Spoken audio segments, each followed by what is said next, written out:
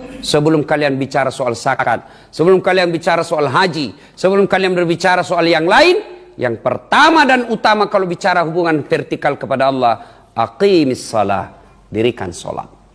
Itu aja, jangan tidak usah banyak bicara. Mau masuk surga, perbaiki sholatmu. Biar kau punya bangun masjid 9 kau bangun masjid. Kau dirikan panti asuhan 3, ya. Kau puasa Senin Kamis, haji tiap tahun, tapi tidak pernah sholat. Tidak ada gunanya semua kebaikanmu. Makanya itu yang begini, non muslim tidak bakal masuk surga. Meskipun bagus akhlaknya, meskipun bagus dia punya sifat, tapi kalau tidak sholat, tidak ada. Kalian juga sedulur-sedulur, tutur kata sopan, akhlak baik, tapi tidak sholat, tidak ada gunanya. Kenapa? As-salatu miftahul khair, as-salatu miftahul jannah, as-salatu imanuddin. Sholat itu kuncinya agama, sholat itu kuncinya surga, sholat itu tiang agama, sholat itu kunci kebaikan. Tidak ada sholatmu, tidak ada pintu surgamu. Tidak ada sholatmu, tidak ada tiang agamamu. Tidak ada sholatmu, tidak ada kunci kebaikanmu. Maka sholat adalah fundamental dalam sebuah agama. Adik-adik masih ingat sejarahnya turun sholat? Allah perintah puasa, ayat saja turun. Allah perintah haji, ayat saja turun. Allah perintah zakat, ayat saja diturunkan. Tapi ketika Allah perintah sholat, oh tidak boleh ayat turun. Rasulullah dijemput oleh 4 malaikat, dipimpin oleh Jibril, menghadap kepada Allah. Kenapa? Ini perintah penting, tidak boleh di SMS. Harus datang jemput ini. Kenapa? Ini perintah penting. Adik-adik tidak puasa tetap Islam, tidak zakat tetap Islam, tidak haji tetap Islam, tidak bayar zakat tetap Islam, tapi tidak sholat, kafir kalian. Bahkan Imam Syafi'i menjelaskan, menurut mazhab Syafi'iyah, orang tidak sholat haram disolati kalau dia mati. Jadi kalau tidak sholat, tidak ada cerita. Sudah. Nih Ahwat, kau mau lihat jodoh, milih jodoh, biar cakep, yang penting baik sholatnya. Daripada sudah jelek, hancur mukanya, ndak sholat lagi, beleng-beleng. Kau juga cowok, biar cantik, yang penting sholat. Daripada sudah jelek ndak sholat, ngapain? Ayo, itu sholat dek. Kalian semua punya handphone, kan sekarang zaman digital. Iya. Andai saja sholat itu barang elektronik, maka barcode itulah sholat. Coba kalau kalian beli barang elektronik, ada semua barcode-nya toh? Cik cik cik cik. Sah. Muncul lagi. Hilang lagi. Berarti sholatnya hari Jumat. Barcode-nya timbul tenggelam. Ini cewek nih banyak tidak sholat kalau selesai haid. Kasih jalata gratis dari Allah 5 hari, dia tambah 2. Bilang bapaknya, kenapa belum sholat? Biasanya kok cuma 5 hari. Belum bersih, masih ada sedikit-sedikit. Dia bilang bapaknya, kok bohong? Apa bohong pak? Saya kasih lihat. Yo, ini kalau cowok kapan banyak ndak sholat?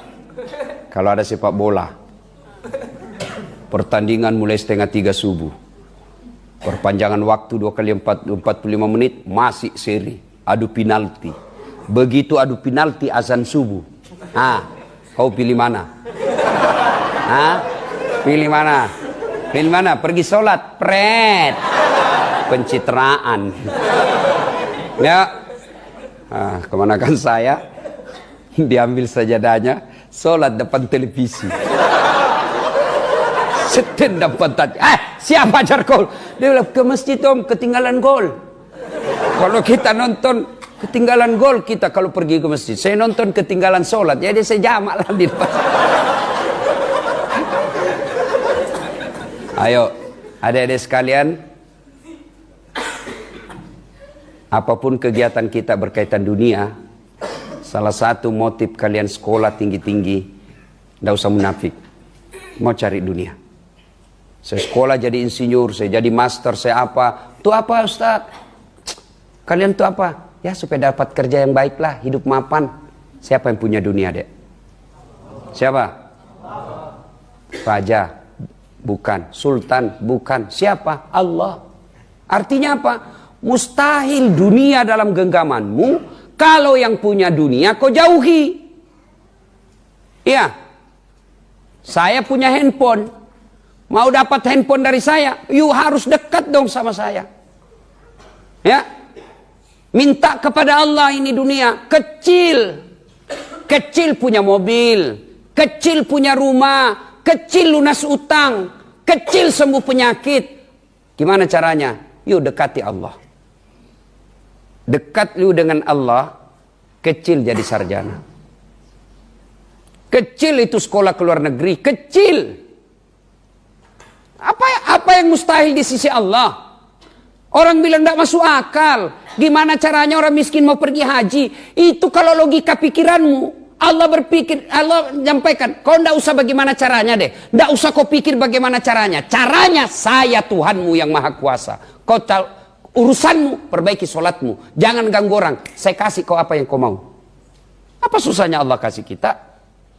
Iya, adik-adik. Ada enggak perempuan hamil enggak pernah nikah? Enggak pernah disentuh laki-laki? Bisa enggak? Perempuan hamil enggak pernah disentuh laki-laki. Masuk akal enggak? Menurut ilmu kedokteran, ilmu biologi, enggak mungkin kalau tidak pernah dibuahi oleh laki-laki. Itu kata logika manusia. Tapi kalau Allah yang mau, tidak disentuh laki-laki hamil. Siapa? Siti Maryam.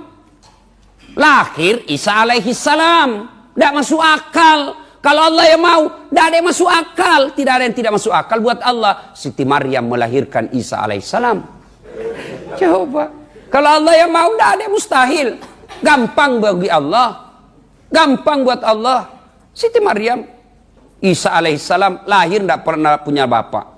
Ini alasannya orang Nasrani mengatakan salah satu alasannya kenapa dianggap Isa alaihissalam sebagai Tuhan, karena dia tidak punya bapak. Salah satu sebabnya. Saya bilang kalau begitu, kenapa bukan Nabi Adam bapak Tuhanmu? Adam tidak ada bapaknya, tidak ada mamanya. Lebih hebat ini Adam. Kalau Isa ada mamanya, kalau ini Adam tidak ada bapaknya, tidak ada mamanya. Lahir kalau Allah yang mau. Tidak ada mustahil di sisi Allah. Adik-adik di sini. Ini anak kos-kos. Yuk. Kalau kosanmu terbakar, tersandra dalam api, bisa hidup enggak? Kata logika enggak mungkin. Manusia kalau terbakar 70%, kalau terbakar hangus badannya 70% pasti mati. Ada manusia dibakar 100% dalam tubuhnya dalam api yang menyala-nyala besar, keluar kedinginan. Tidak masuk di akal. Siapa? Ibrahim alaihissalam. Kalau Allah mau, tidak ada yang mustahil. Keluar dia kedinginan. Maka masuk surga gampang buat Allah. Syaratnya sholat. Sholat adalah kuncinya surga. Ada biasa ini pahamnya anak-anak. Oh, tidak penting sholat. Yang paling penting hatimu dong. Tidak penting sholat. Ngapain lu sholat kalau hatimu busuk? Yang paling penting hatimu bersih. Biar kau tidak sholat. Tiba-tiba anak muda sampingnya. Setuju gue. Bener banget lu bro.